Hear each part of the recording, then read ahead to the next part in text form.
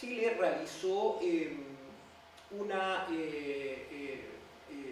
reserva al artículo 12 de la Convención de Viena sobre compraventa internacional de mercaderías, conjuntamente con 7 países más.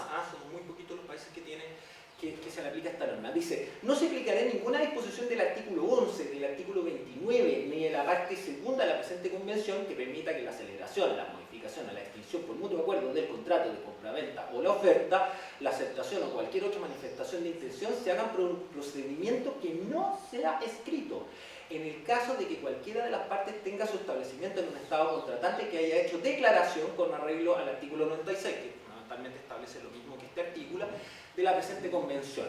Las partes no podrán establecer excepciones a este artículo ni modificar sus efectos. Entonces, ¿qué fue lo que pasó? Chile estableció, ¿no es cierto?, una declaración al artículo 96. Entonces, ¿qué significa? Que no se aplican ni el artículo 11, ni el artículo 29, ni la parte segunda de la convención para Chile.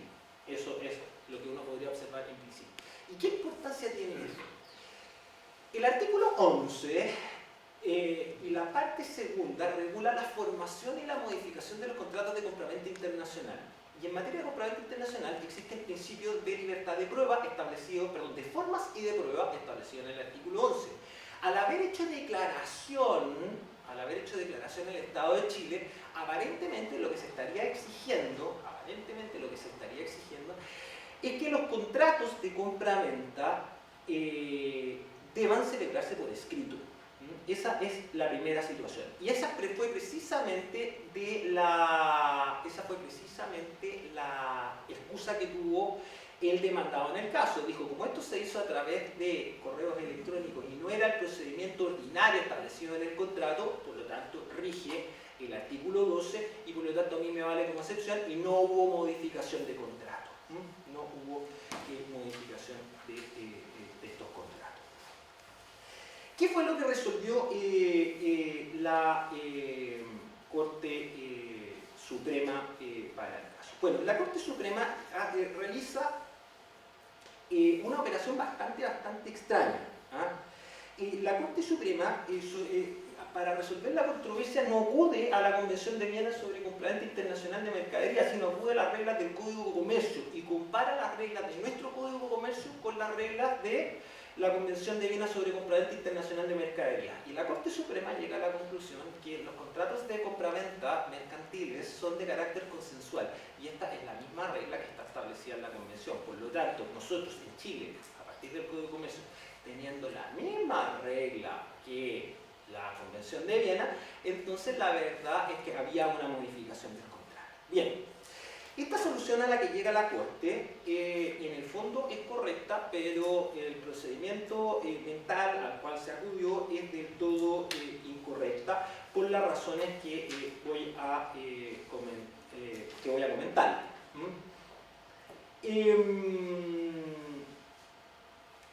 Acá lo que había que hacer para llegar a esa misma solución era derechamente aplicar el artículo 12 y contrastarlo con el artículo 11 de la Convención sin acudir a las normas del Código de Comercio y se llegaba exactamente a la misma situación. ¿Por qué?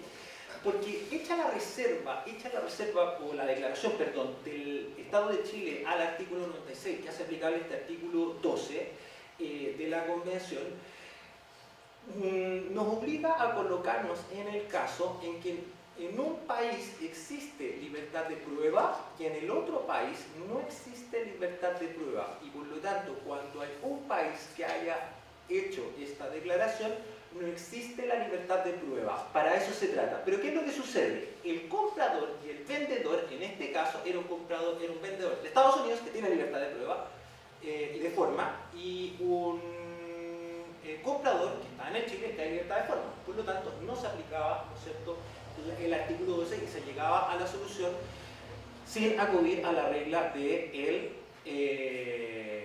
Código de Comercio. Si se hubiera aplicado correctamente el artículo 7 de la Convención, que obligaba a revisar cualquier libro sobre compraventa internacional de mercaderías, se hubiera llegado fácilmente a la misma situación sin darse toda una vuelta a través del Código de Comercio. Bien. Veamos, ¿no es cierto?, qué pasa con la resolución y con los perjuicios. Nuevamente, sobre la resolución y los perjuicios nos vamos a encontrar en la misma situación, es decir, se acude a las normas del Código chileno, se llega a una solución correcta, pero el camino para llegar a esa solución es la incorrecta. Tratándose de la resolución del contrato, en la Convención de Viena hay que hacerse dos preguntas fundamentales. La primera, si el incumplimiento es resolutorio o no es resolutorio, o incumplimiento fundamental o esencial. Y la segunda es si está bien ejercida la resolución del contrato. En la Convención de Viena sobre compraventa internacional de mercaderías, cabe recordar que la resolución por incumplimiento es una resolución extrajudicial y no una resolución judicial como en el sistema del Código Civil. Pues bien, parte, ¿no es cierto?, también del desconocimiento del artículo 7, inciso 7.1 de la Convención, alcanzó a los abogados que tramitaron este pleito, por lo menos al demandante. Porque en vez de haber ejercido la resolución extrajudicialmente, bastaba con un correo electrónico para hacerlo, porque no está regulada la forma y hay libertad de forma sobre cómo ejercer la resolución. La verdad es que se ejerció judicialmente. Ahora, no se discutió sobre el particular en el pleito, pero lo que sí es interesante para esta cuestión es lo siguiente. Recordarán ustedes que en el marco de la resolución por incumplimiento, se discute si el deudor puede elevar la acción resolutoria pagando el precio. Es una clásica discusión que existe en materia de resolución a propósito de la redacción del artículo 810 del Código de Procedimiento Civil en relación con el artículo 1600, inciso segundo del Código Civil. Pero en general la doctrina está más o menos contente que no, salvo, bueno, yo que opino lo contrario ahora, antes cambié mi opinión hace poco tiempo. Pero bueno, más o menos en Chile están todos de acuerdo que no se puede pagar durante el transcurso del juicio, es decir, después de ejercida la resolución no se puede pagar. Pero en cambio, en el sistema de Viena, el vendedor está obligado a darle la posibilidad al comprador para que pague el precio con retraso. Es decir, lo que nosotros excluimos, ¿no es cierto?, a través de la interpretación de Peñalillo y de prácticamente toda la doctrina, en la Convención de Viena tiene la regla totalmente al revés. Y acá sí era importante determinar si es que aplicábamos las normas del Código Civil o aplicábamos las normas de la Convención de Viena, puesto si aplicamos las normas del Código Civil, no se puede ejercer no se podría pagar durante el transcurso del juicio. En cambio, a través de las reglas de la Convención de Viena, eso sí podría haber sucedido. Y el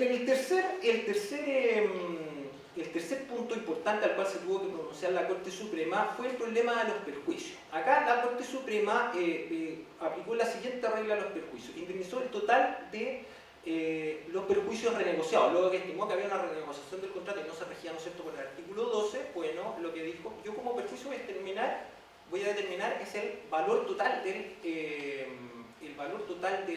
precio del contrato de compraventa renegociado. Bueno, esta forma de determinación del cálculo de la Corte Suprema, si hubiera aplicado correctamente el artículo 7.1, estaría en realidad bastante mala. ¿Por qué? Porque la Convención de Viena tiene reglas especiales para calcular el perjuicio en el caso de la resolución, particularmente en el artículo 75 de la Convención, denominado método concreto, y el criticado método abstracto por el profesor Ferrante en el artículo 76. Que establece, ¿no es cierto?, una diferencia de precio, ¿no es cierto?, entre el valor de mercado de la cosa al momento de la compraventa, ¿no es cierto?, y al momento de la resolución. Se saca así el perjuicio. Y en casos muy excepcionales se da el valor total del precio. Y esos casos muy excepcionales son los casos de pérdida de volúmenes de venta, que son básicamente los casos en que el vendedor se queda estoqueado por la mercadería y no puede renegociar, que fue lo que sucedió en este caso. Pues bien, la solución de la Corte fue básicamente la solución que se da a la pérdida de volumen de venta, que era la situación que se había presentado en este caso. El problema es que para dar esos perjuicios hay que fundamentar que se trata de una pérdida de volumen de venta. Y lo que no hizo la Corte Suprema fue fundamentar esto. Derechamente calculó los perjuicios de una manera completamente azarosa. Si hubiera acudido al artículo 7, número